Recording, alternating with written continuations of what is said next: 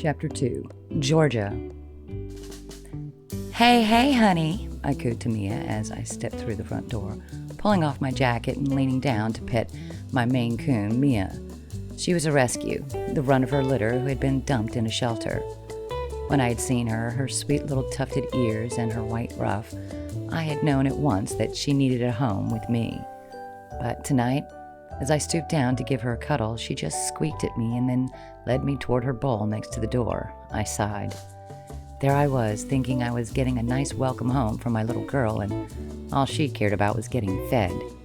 I should have known better. I went to grab her a packet of wet food and emptied it into her bowl, rubbing my hand over her little head as she scarfed it down happily. She'd had to take a downgrade in her food recently due to the financial troubles at the store, but she would have eaten pretty much anything I had put in there. She would be fine.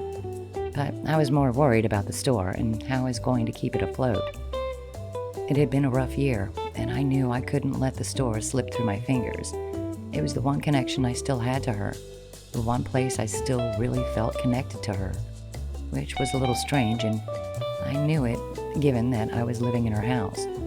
I had grown up here, and after she had passed a few years ago, it had been a no-brainer to stay here. It was a little too big for Mia and me, if I was being honest, but I didn't give a damn. I wasn't leaving this place. It was my home. Though it had been hers, too, I always pictured her in the bookstore. The Mastin bookshop. That was what she'd called it. When she had opened it all those years ago, she had been a much younger woman then, and she had constantly found herself running short of stuff to read. Once, when she was complaining about it to her husband, my grandfather, he had suggested that she open a place to keep herself and other people stocked.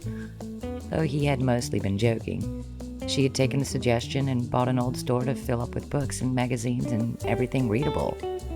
I felt a pang in my chest as I sank into the seat closest to the window in the living room, the one that looked out over the street beyond. The nights were really starting to draw in now, and it was already getting dark. I knew I should have been getting something to eat, but honestly, I didn't really feel like having anything. It was hard to muster up much of an appetite with everything that had been going on lately. I knew my grandmother would have been gutted if she had known what was going on with her store, and there was a part of me glad that she hadn't lived to see it go downhill. But I was sure she would have come up with some way to make money, some way to rescue it. She'd always been smart like that. I glanced over to the box of decorations on the side, the ones that I had laid out in preparation for decorating the place tomorrow. I rose to my feet and began to go through it, trying to put myself in the Christmas spirit. I pulled out my favorite piece, a wooden music box with a carved Christmas angel on top that danced in a slow circle while the box played Silent Night. The tune was a little mournful but beautiful in its own way.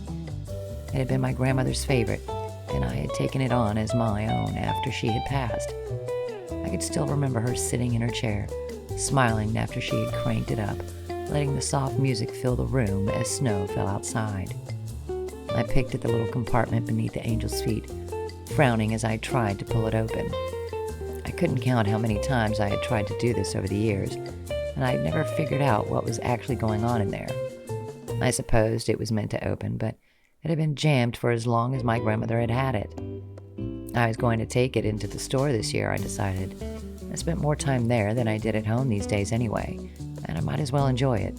Enjoy having it close and let the customers see it too. It would be like my grandmother was there, at least in spirit, even if I wasn't sure how much longer I would be able to keep the store open in her memory. I pushed that thought to the side quickly. No, I needed to stop letting myself get all caught up in the stress and doubt. It was nearly Christmas. I could deal with all the hard stuff on the other side of the festive season, but for now, I wanted to just relax. Mia kept me distracted once she had been fed, curling up on my lap and resting her head on my thigh as I flicked through my latest read, a little ghost story that was keeping me occupied on these dark evenings. I'd meant to read it for Halloween, but I'd been so busy I hadn't had time. What mattered was I was catching up on it now, right? I snuggled down in bed that evening, Mia patting on the covers beside me before she curled on in a ball and pressed herself against me. See, it was all going to be all right. I just needed to relax, focus on getting some good rest, and then I could get the place all set up for Christmas, starting from tomorrow. I woke early the next morning and packed everything up into boxes as Mia wound in and out of my feet. That cat, honestly, she was going to make me fall one of these days. Not that it was particularly difficult to do that. I was always tripping over my own feet, especially when I was around someone else. It was like so much of my energy went on socializing that I couldn't remember how to keep my legs underneath me. The bookstore was just around the corner from my grandma's house, and I carried the boxes the few streets to the bookshelf. It was already starting to get really cold in the mornings, but they were clear and crisp too. I liked that. And the quiet before everyone else had started to get on with their days, that was something I really savored. Not that life was exactly hectic right now with the way things had been going at the bookstore, but still. Haley was in later that day, and though I had promised I wouldn't decorate without her, I figured I could at least lay out the few decorations I had brought from home. Amongst my grandmother's favorites was a small model Christmas village carved out of wood. The paint starting to chip off some of the characters and models, but I still loved it. I cleared a space in one of the front windows, making space for everything to lay out, and set to work putting it all together. The little village was adorable, and I couldn't help but smile as I put it all in its rightful place.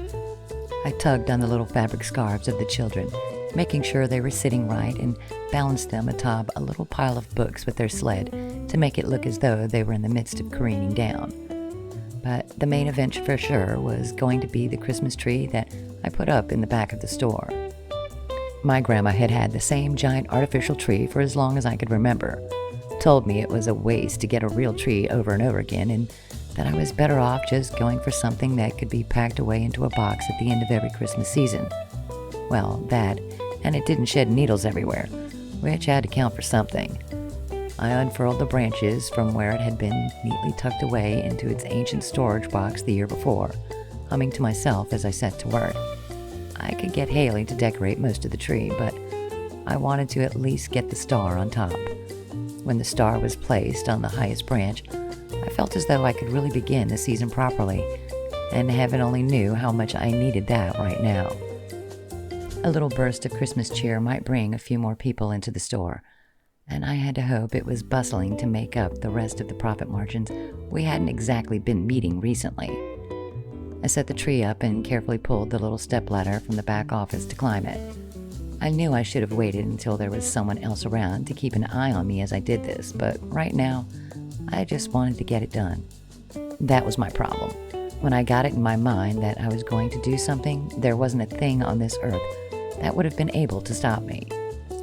With the little plastic star, shimmery with chipped glitter in one hand, I scaled the ladder, reaching across to plant it on the highest branch. But I couldn't quite reach from here. I just needed to get a little closer. Maybe if I shuffled the ladder around a little. I jumped a couple of times, trying to move the ladder slightly, hoping it would have enough give to let me reach the far side of the tree.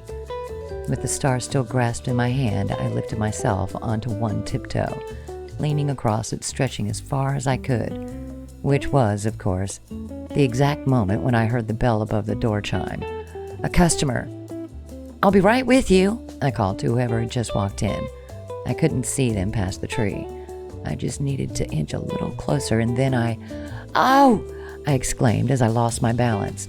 The star fell from my hand as I tumbled off the stepladder, and I braced myself, squeezing my eyes shut and lifting my arms to try and stop the fall from hitting me too hard. But instead of the uneven wooden floorboards that ran along the length of the shop, I found myself lying in a pair of strong arms.